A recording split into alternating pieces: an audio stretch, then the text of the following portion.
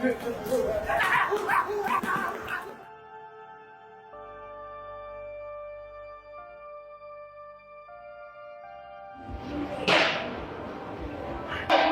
was all you doing this. No. Yes. I promise. I get up. I'm not in training. I don't gotta keep doing all the He's pacing at his own pace anyway. It ain't a fast pace.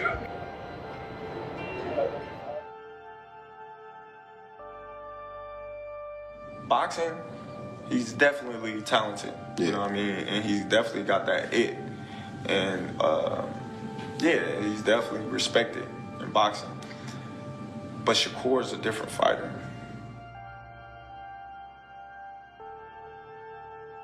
Terence Crawford enters Shakur Stevenson's camp, offering sharp guidance on smart angles, composed defense, and precise counters, helping him outthink Teofimo Lopez and confidently control every round with authority. Yeah.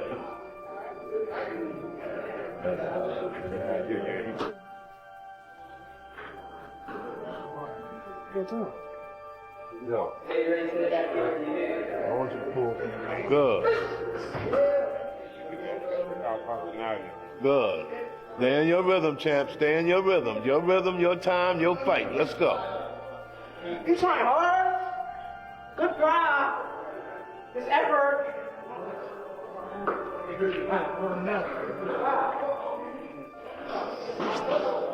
That's cool. You want to work this nigga?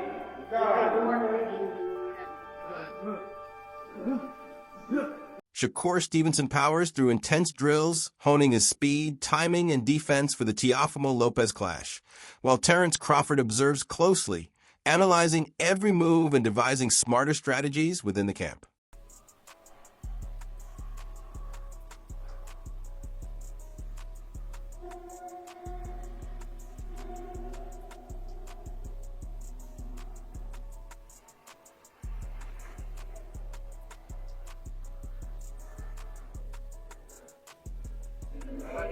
Yeah, that's the second time that happened to you. Yeah. And I ain't even touch your body. Yeah. Thank you, appreciate it. Shakur's coach says he fears no one, stepping in with a fighter who embraces every challenge and is prepared to face anyone in the ring. Best! That go for everybody! For everybody! That go for everybody! I done put him at the pound for pound over everybody! Now you figure out whoever you think the best, he the best. Terence stands in Shakur's camp, giving brotherly advice, sharing his experience, guiding strategy, and inspiring him with calm, confident leadership. Don't go very far. You gotta always be a student. You gotta always be able to learn and pick up things from this person, that person. He's a work of art. The sky is the limit with Shakur. He got the boxing skills and the ability to, do whatever he wants in the ring. And it's gonna be very hard to beat Shakur, with the skills that he possesses. Terence Crawford praises Shakur Stevenson, highlighting his exceptional skills and sharp ring intelligence, noting that while some call him boring, few truly recognize his talent, strategy, and mastery in every fight. Are you saying that because that's your man and you don't like Tank? In Shakur Stevenson's camp, Terence Crawford trains him in a range of techniques, stressing the importance of learning different tricks from every opponent. Like a black kind of thing, like, like it's like, like when you go to cookouts and all your family be sitting there playing spades and like our type culture, I guess. We whooping their ass in spades, but they... Sean Porter sees the upcoming Shakur Stevenson versus Teofimo Lopez fight as one Stevenson can control, calling it Shakur's fight to lose. He explains that if Stevenson performs at his best, he can dictate the pace and outcome. And while boxing is unpredictable, Stevenson's skill and preparation give him a clear edge. Porter expresses optimism that the fight could be both exciting and significant for the sport, potentially starting the year with a strong statement in boxing. Reflecting on the previous year, he feels the sport left unfinished business and hopes this matchup helps provide closure. Overall, he respects both fighters, highlights Stevenson's responsibility to execute his plan, and recognizes the opportunity this significant fight presents. It's some other ways it could go, but a lot of people think it's gonna be. It could possibly be boring. I don't think it's gonna be a boring fight. I think Teo knows he has to step up. I think this is his fight. I think it's Shakur's fight to lose, and what I mean by that is if Shakur doesn't operate, if Shakur is caught sleeping, something bad could happen. It's his fight to lose, but I think it's also Teo's fight to win. And what I mean by that is if Teo performs the way that he can perform, and I know that's like an empty message, but we never know. All that said, like it could actually be a really great fight. I expect a great fight. And I hope this fight, I'm gonna let you go last because I respect you. Every time I'm in an argument, we talked about what we talked about for the show. We always disagreement. I said, boy, I call Sean Zartel right now and eat your ass up. But I ain't want it. But I hope Teo and Shakur starts the year off big and actually builds the sport of boxing for have a great year. I felt like I was let down last year in sport of boxing. I don't know how y'all felt. I just felt like we had a lot of open stuff that... Tim Bradley explains that the most direct path isn't always the fastest or most effective in boxing. He notes that against an opponent who controls the center line and distance, a straight punch may seem quick, but isn't always the best choice. Many fighters mistakenly assume the shortest route to the target is the most efficient, but Bradley highlights the hook as a smarter option, showing how it briefly enters the opponent's line of sight, disappears, and then lands faster than a straight punch in certain situations. He specifically points to the left hook as a potentially devastating weapon for Shakur Stevenson to watch, emphasizing that hooks exploit openings and catch opponents off guard, making timing and angle just as crucial as speed. Sometimes the closest route isn't always the fastest route. You got a guy that likes to stay on the center line, a guy that's a master at controlling range, okay? So many people fall into the understanding that because the straighter punch can get there, they believe faster, it's the shorter route to the target, that's the best and most effective weapon. No, it's not. It's not. So the one thing about hooks are in frame and then out of frame. In frame, check this out. Check this out. Back in frame. So that moment, that little small moment where it's in frame, out of frame, back in frame, it gets to the straight line a lot quicker than straight punches. The punch that I'm worried about for Shakur getting hit with the most from Teo, and he's devastating with this punch, is the left. Regis Pragra highlights Shakur Stevenson's superiority in both mental approach and technical boxing skills compared to Teofimo Lopez. While Lopez has impressive athleticism and raw talent, he often struggles with focus, consistency, and maintaining the right mindset under pressure. Pragra explained that Stevenson's calm composure, strategic thinking, and precision give him a clear edge, especially in anticipating opponents' moves and adjusting tactics mid-fight. According to Pragra, Lopez's natural ability alone cannot match Stevenson's disciplined approach, which seamlessly combines tactical intelligence and physical skill. He emphasizes that mental toughness can outweigh physical advantages, making Stevenson a more reliable and prepared fighter. Ultimately, Pragra positions Stevenson as the one with a clearer plan, stronger awareness, and greater consistency, showing why the mental and technical balance favors him. I feel like, Shakur is probably going to start stepping up, and Teo's going to try to hit him, and it's not going to work. And then Shakur might start. The thing about Shakur is a very good, a real good counterpuncher, really sharp, real sharp with the counterpunch. He sneaks those punches in, and that's the ones that hurt the most when he just sneaking them in when you're not supposed to hit him. So I definitely feel like, I feel like Shakur is going to beat him comfortably. Not knockout, but comfortable 12 rounds for sure. Have you sparred Lopez before? I never sparred Teo, though. Never sparred Teo. Teofimo Lopez and Shakur Stevenson. That definitely makes sense. Who do you think is going to win that fight? I got Shakur for sure. Shakur.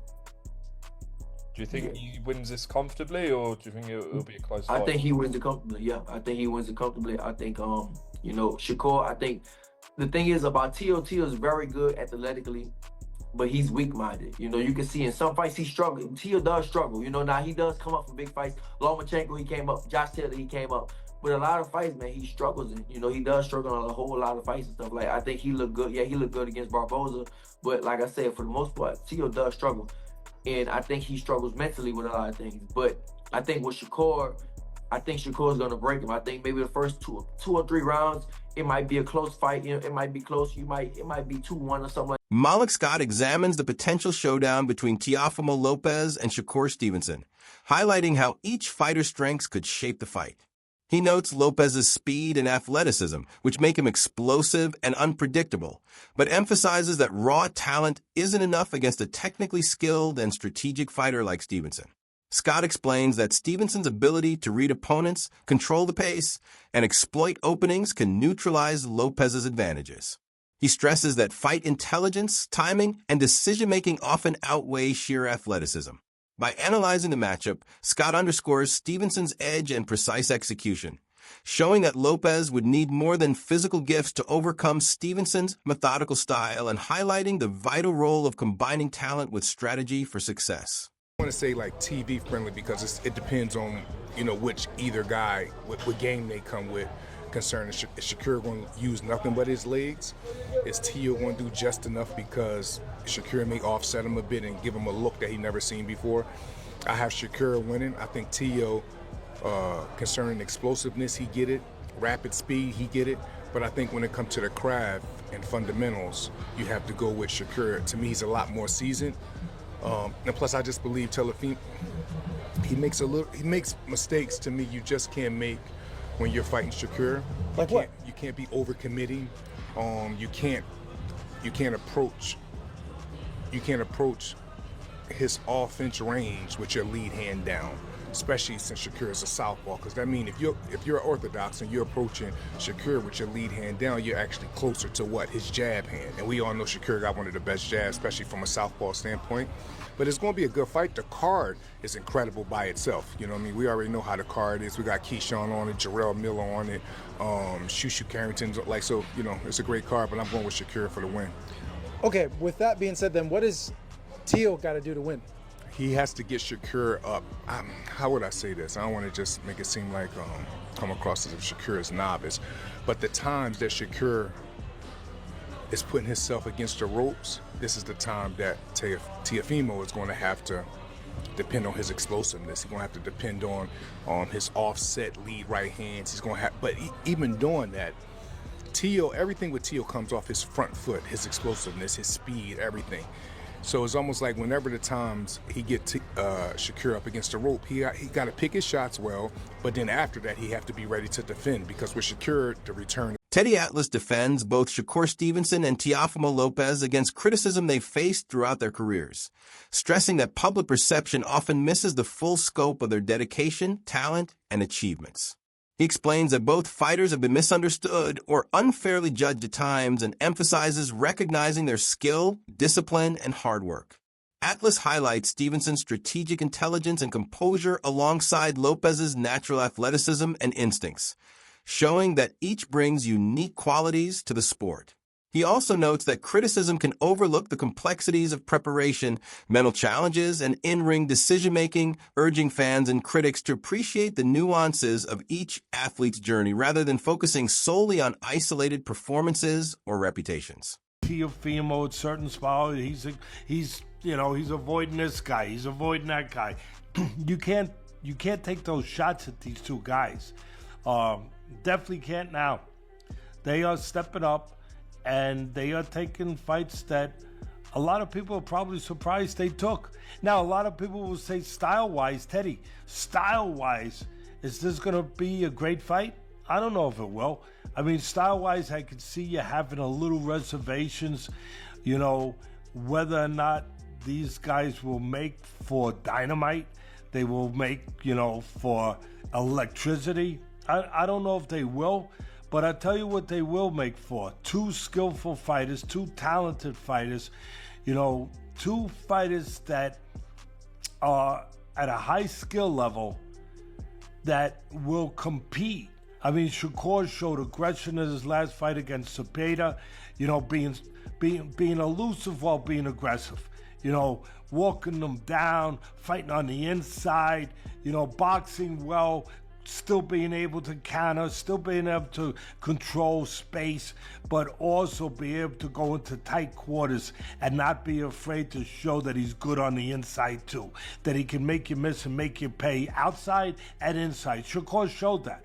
That was great. That was great, and people applaud him. I applaud him. We were sitting there, ringside. I was sitting there actually with your sister, ringside, watching that fight. And it was a terrific performance. Shakur showing that dimension, showing that attitude, showing that competitiveness, showing that dog like people like to show or like to talk about. And they want. Jermaine Ortiz provides insight into the upcoming Shakur Stevenson versus Teofimo Lopez fight, highlighting Stevenson's growth as a fighter. He notes that Shakur has learned from past experiences and won't repeat previous mistakes.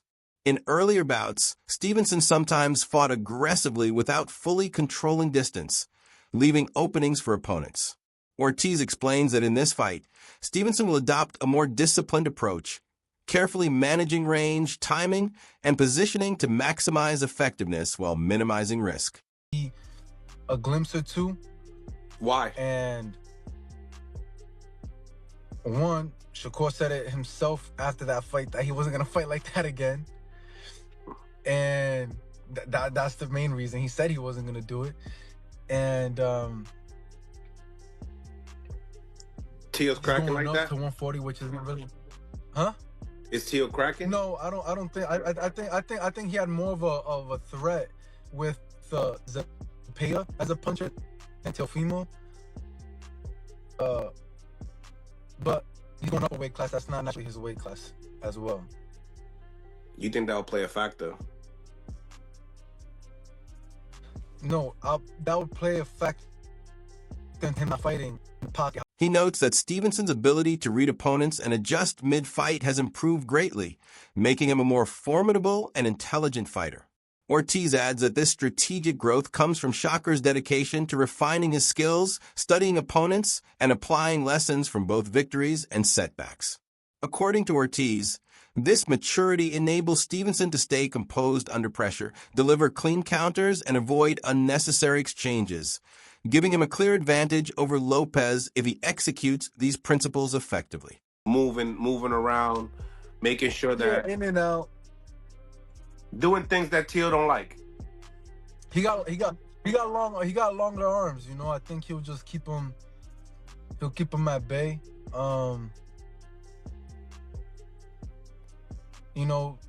Teo's a tricky fighter too, so not saying that he can't, slip in and catch him with a couple shots. But Shakur, I think he's going to be defensively sound. He doesn't like getting hit, and I think he's going to stick to that. As far as Shakur is concerned and Teo, when you look at the speed, when you look at the timing, who do you feel like has that edge when it comes down to that? It could be separate. It could be somebody got the speed and somebody else got the timing. But when you look at That's it for today's video. Stay tuned for more updates and insights coming your way.